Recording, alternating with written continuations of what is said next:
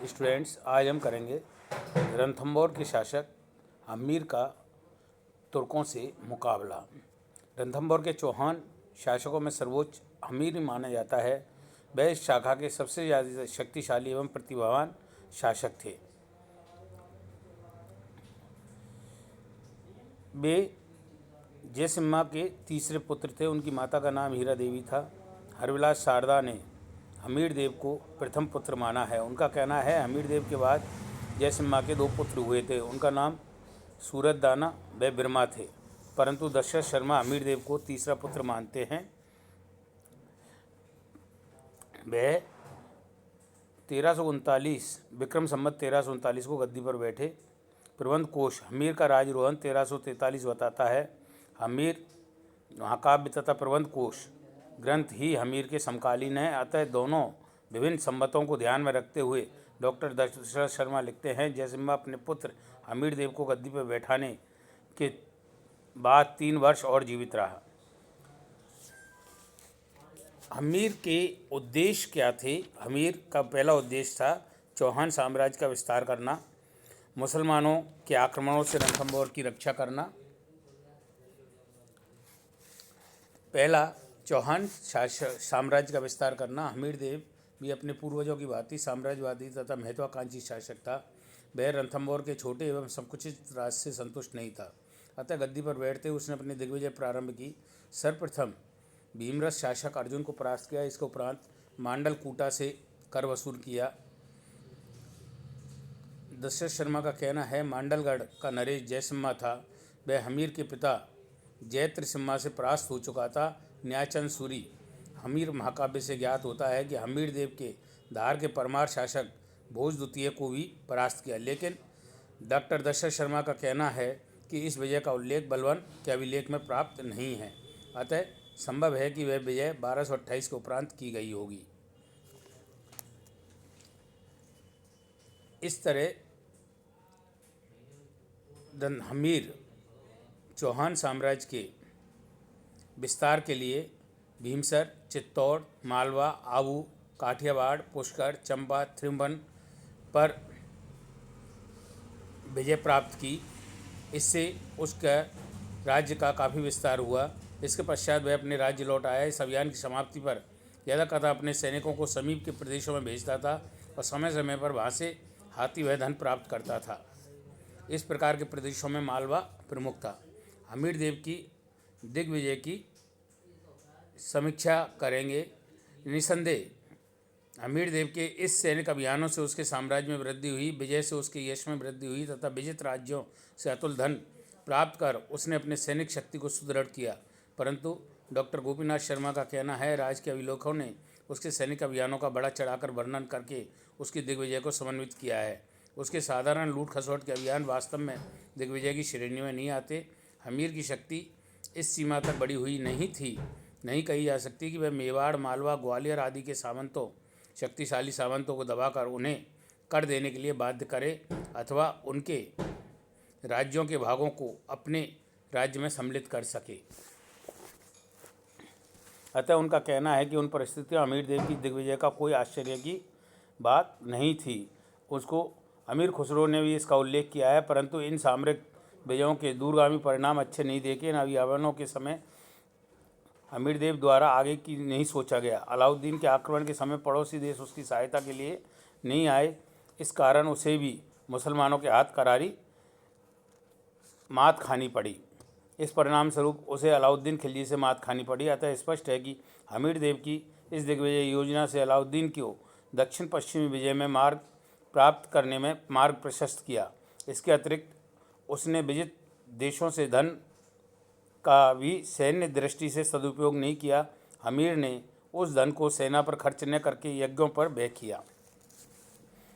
फिर भी यह तो स्वीकार करना पड़ता है कि रणथंभौर शाखा के चौहान में हम्मीर एक उत्साही एवं महत्वाकांक्षी शासक था। रणथंभौर उसने इधर उधर के निर्बल पड़ोसी राज्यों को हटाकर अपने पैतृक राज्य की सीमाओं और शक्ति को अवश्य ही परिवर्तित कर दिया। हम्मीर देव और दिल्ली के सुल्तान सबसे पहले जलालुद्दीन बलबन की मृत्यु के बाद एक प्रकार से दिल्ली की गद्दी पर गुलाम वंशी शासकों के साम्राज्य का अंत हो गया। 1290 में खिलजी वंश का उदय हुआ। इस वंश का प्रथम सुल्तान जलालुद्दीन था। 1286 से 1290 तक दिल्ली की गद्दी के लिए आंतरिक संघर्ष चलते रहे। 1290 में जब जलालुद्दीन खिलजी दिल्ली का सुल्तान बना तो उसने रणथंभौर की ओर ध्यान दिया। हालांकि जलालुद्दीन लड़ाकू व युद्ध प्रेमी नहीं था, तथापि अपने राज्य की सुरक्षा के लिए उसने रणथंभौर दुर्ग पर अधिकार करना आवश्यक समझा। रणथंभौर दुर्ग का सामरिक महत्व भी था। जलालुद्दीन ने इसलिए भी रणथंभौर के विरुद्ध सैनिक अभियान किए। 22 मार्च 1291 को सर्वप्रथम रणथंभौर की विजय के लिए रवाना हुआ। झाइंट से 12 मील दूर मुस्लिम सैनिकों ने अपने डेरा डाला दिया था। उन्होंने आसपास के स्थानों को लूटना एवं उजाड़ना प्रारंभ कर दिया। इसकी पुष्टि खजाइन उल पतू से होती है। अमीर ने अपने सेनापति गुरदीप सैनी को भेजा। इस संघर्ष में जलालुद्दीन सफल रहा। झाइंट विजय के पश्चात जलालुद्दीन का साहस इतना बढ़ गया कि रणथंभौर की विजय के लिए आगे बढ़ा। रणथंभौर दुर्ग के चारों ओर घेराबंदी की गई, परंतु अमीर देव ने सुल्तान के सारे प्रयत्नों को विफल कर दिया। सुल्तान ने स्वयं कहा, किला नहीं जीता जा सकता, और दिल्ली लौटने पर विवश हो गया। अलाउद्दीन खिलजी के रणथंभौर के विरुद्ध सैन्य अभियान। 1296 में जलालुद्दीन ने उसके दामाद अलाउद्दीन खिलजी द्वारा मौत के घाट उतार दिया गया। उसके पश्चात अलाउद्दीन की साम्राज्यवादी भूख इतनी थी कि उसे पड़ोसी राज्यों को वो स्वतंत्र नहीं दे सकता था। साम्राज्य विस्तार हेतु वे राजपूत शक्ति का दमन करना परम आवश्यक समझता था। राजपूतों में सर्वप्रथम उसे रणथंभौर के चौहान नरेश रणथंभौर को अमीर देव को समाप्त करना चाहता था। रणथंभौर पर आक्रमण के कारण अलाउद्दीन खिलजी की विस्तारवादी नीति, अमीर द्वारा सुल्तान को कर न देना, रणथंभौर का मुस्लिम चौकी में रहना और अमीर द्वारा मंगोल विद्रोहियों को शरण देना, ये मुख्य रूप से कारण थे। अलाउद्दीन द्वारा रणथंभौर पर अधिकार करने के प्रयास। जैसा कि बताया जा चुका है कि धर्म सिंह का भाई भोजदेव अलाउद्दीन के दरबार में चला गया था। उसने सुल्तान को रणथंभौर की दयनीय आर्थिक अवस्था से अवगत कराते हुए रणथंभौर पर धावा बोलने की सलाह दी। सुल्तान भी यही चाहता था, अतः इसके लिए पहले से ही तैयार था। उसने अपने सेना नायकों को सुल्तान की सेना का सामना करने भेजा। हिंदूवाद के दर्रों पर पुनः दोनों सेनाएं टकराई। चौहान बीरम ने यवनों पर पूर्व दिशा से आक्रमण किया तो मंगोल शरणार्थी मोहम्मद शाह ने पश्चिम से किया। रतिपाल ने दक्षिण पूर्व से किया तो रनमल ने उत्तर पूर्व से किया। इस प्रकार अमीर की सेना ने सुल्तान को चारों ओर से घेर लिया। सुल्तान की सेना को अमीर की सेना से पुनः करारी मात खानी पड़ी। दशरथ शर्मा लिखते हैं कि परास्त मुस्लिम सैनिक अपने पीछे स्त्रियों को छोड़ गए थे, जिन्हें रतिपाल ने पड़ोसी के गांवों में मट्ठा बेचने का विवश कर दिया। इस वजह से चौहानों की धाक समीप के प्रदेशों में जम गई और भोजदेव की जागीर भी मोहम्मद शाह के अधिकार में आ गई। उलूग खां के नेतृत्व में रणथंभौर पर पुनः आक्रमण। इस पराजय से अलाउद्दीन खिलजी खींच गया। उसने एक विशाल सेना संगठित की। उसने उलूग खां और नुसरत खां के नेतृत्व में उस विशाल सेना को रणथंभौर के लिए रवाना किया। इस बार झाइंट पर अधिकार करने में तुर्क सफल हो गए। डॉक्टर दशरथ शर्मा का कहना है, इस सफलता के उपरांत उलूग खां ने अमीर के पास संधि प्रस्ताव भेजा। उस संधि प्रस्ताव में अमीर के पास निम्न शर्तें भेजी गई। अमीर अपनी पुत्री का विवाह सुल्तान से कर दे, मोहम्मद शाह तथा कमरू को सुल्तान के हवाले करे या उन्हें मौत के घाट उतार दे। परंतु अमीर माकाब में निम्न शर्तों का उल्लेख किया गया है। अमीर सुल्तान को 1 लाख स्वर्ण मुद्राएं तथा 300 अश्व व 4 हाथी दे।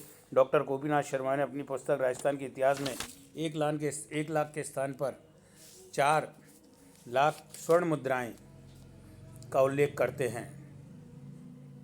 उपयुक्त शर्तें उलूग खां ने मोहल्लन देव के माध्यम से अमीर के पास भिजवाई थी। शर्तें अस्वीकार करते हुए अमीर देव ने कहलवा दिया कि वह युद्ध के लिए सुल्तान के शरीर पर अपनी तलवार से उतने घाव के लिए उद्यत है जितनी मोहरें उससे मांगी गई हैं। धूर्त मुसलमान इस संधि की अवधि में भी सामरिक तैयारी करते रहे, सुरंगें बिछाते रहे। डॉक्टर दशरथ शर्मा का कहना है, अमीर चाहे गूढ़ राजनीतिक न हो, पर वह चतुर युद्ध विद्या में निपुण अवश्य था। अतः उसने दुर्ग की सुरक्षा की पूर्ण तैयारी की। अमीर ने दुर्ग में विशाल कड़ाहों में तेल उठाने का आदेश दिए।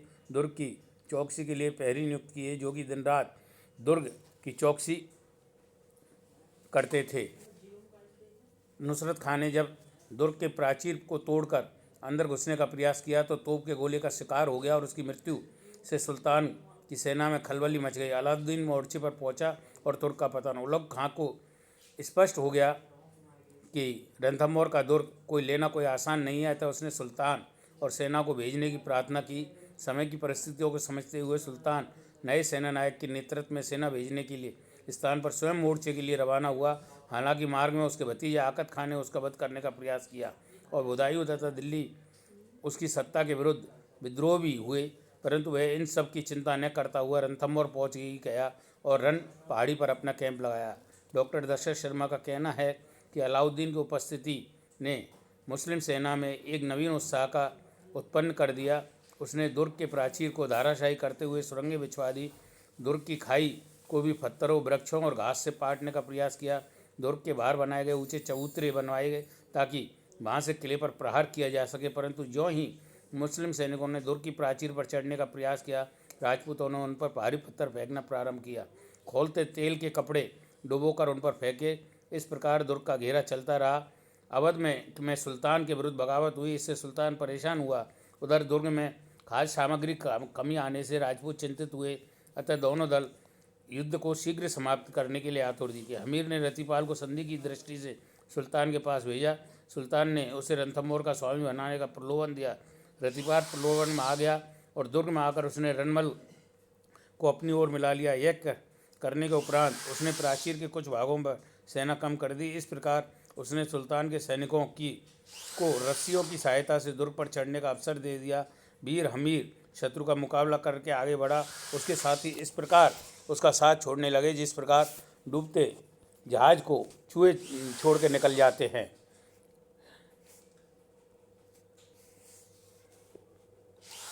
जब दुर्ग का फाटक हमीरदेव मंगलोर संग्रार्थी हमीरदेव के साथ रहे, जब दुर्ग का फाटक खोला गया तो हमीर ने शत्रु का सामना करते हुए अपने भ्राता बीरम और 4 मंगोल शरणार्थियों के साथ ही किया। हमीर युद्ध में लड़ता हुआ वीर गति को प्राप्त हुआ और उसकी रानी रंग देवी के नेतृत्व में वीर राजपूत महिलाओं ने अपने सतीत्व की रक्षा करने धधकती हुई अग्नि की लपटों में भस्मीभूत कर दिया।